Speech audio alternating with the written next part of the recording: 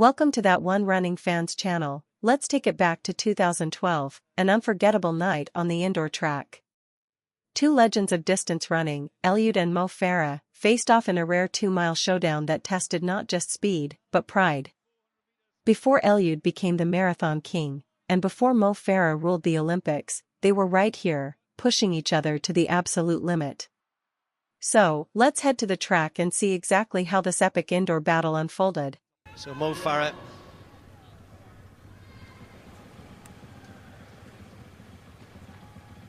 (16 laps ahead, and the crowd will play their part as he said they did for him in Glasgow. He's only had one race since then, which was actually a mile race in which he was, well, inadvertently tripped by his teammate James Brewer over in America. He got up and still ran around 3:57, which shows he's in pretty good shape. You fall down and still get up and run 3:57 for the mile.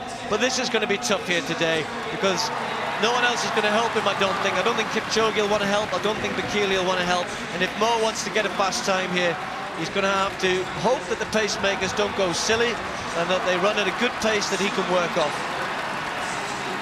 Well, Mo Farah's got some quality athletes behind him, and that makes it even more difficult, because at the end of the day, we're all looking for Mo Farah to win this race. Secondly, we're looking for him to run a fast one. And thirdly, we'd like to see him break some kind of record. The European record set 39 years ago today and still held by Emil Puttermans of 8 minutes and 13.2 seconds. But I'm sure Mo is going to be able to blow that away today.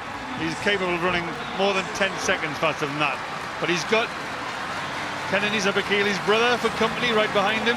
Then he's got Eliud Kipchoge, the former world champion, behind him. And then he's got Kipchoge, the Commonwealth twice Commonwealth 5 and 10,000 meter champion, behind him. So he's got some quality athletes there. He is leading the bunch, but he just needs to take a little bit closer order. The pacemakers went through there quickly. Mo Farah, first 400 meters, 58.9 seconds, and that's quick.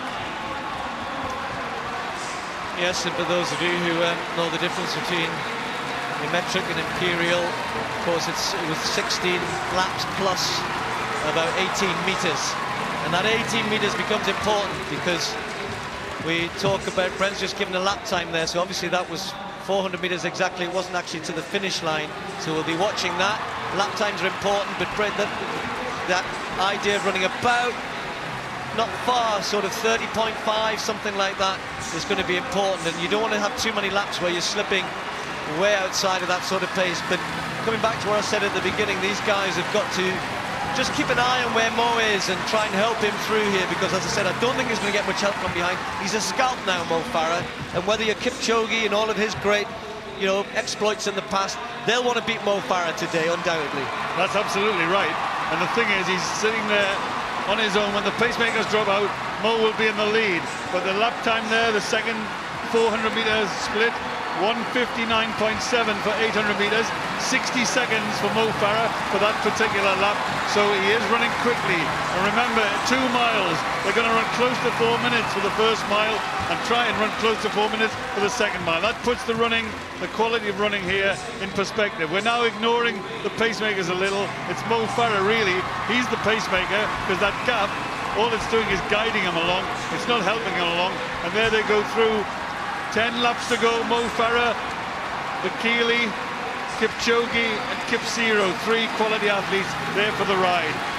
Just a quick word about in the green vest there, Johnny Mellor, who's running very well, has gone with this pace there.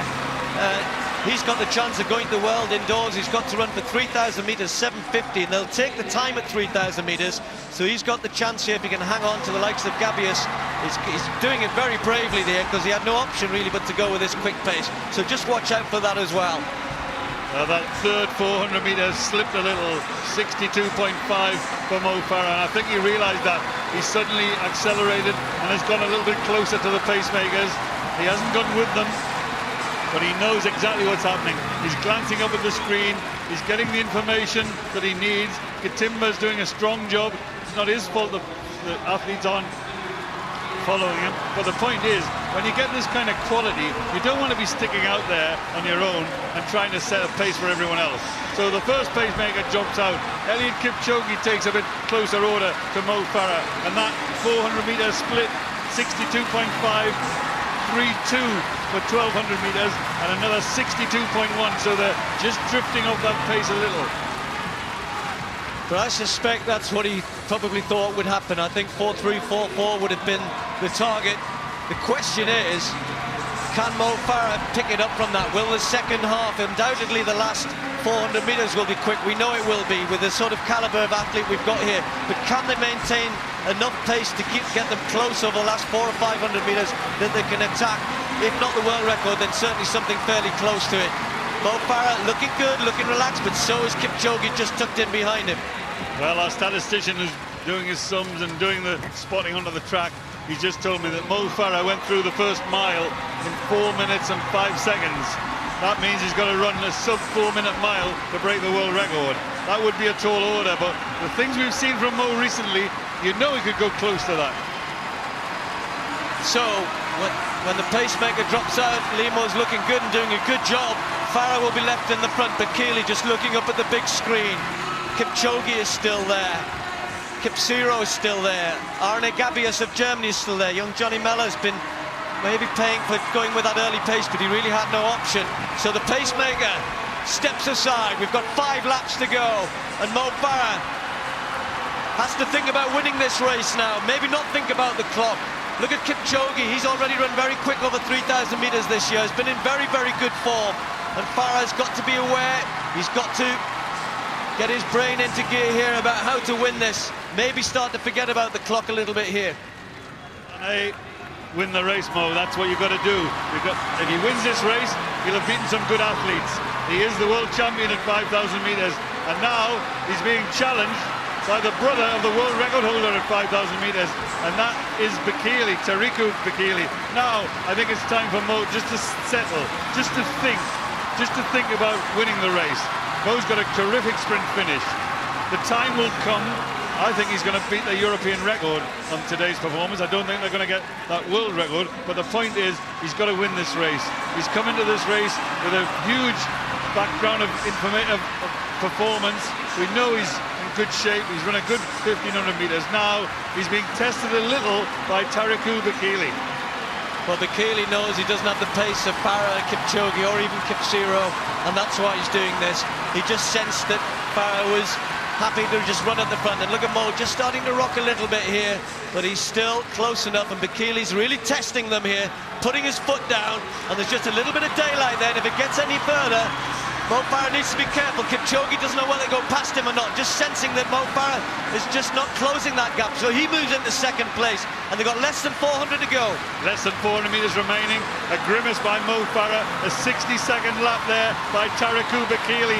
Kipsiro, the double Commonwealth champion, comes into place, and Mo Farah struggling here. He's got a wall of athletes ahead of him. They're just over 200 metres to go.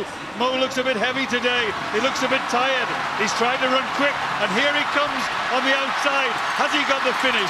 Can he manage it from here? The bell sounds, 7:37, and here comes Mo Farah.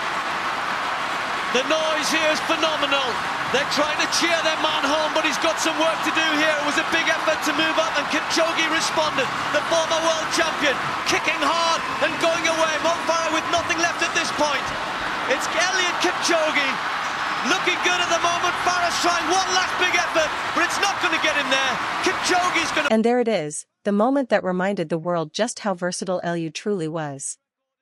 Long before the marathon records and Olympic glory, Eliud was already proving that he could dominate any distance, on any surface. For Mo Farah, this race wasn't a defeat, it was a lesson. Just months later, he would go on to rule the 5,000 and 10,000 meters on the biggest stage of all, the London Olympics.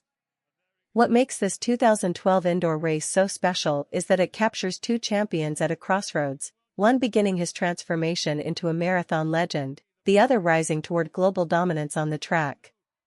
And when you look back, this wasn't just another indoor meet, it was a glimpse into the future of distance running.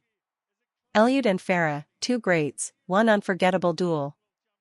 Thanks for watching, and if you love moments like this, don't forget to subscribe for more classic showdowns from the world of athletics.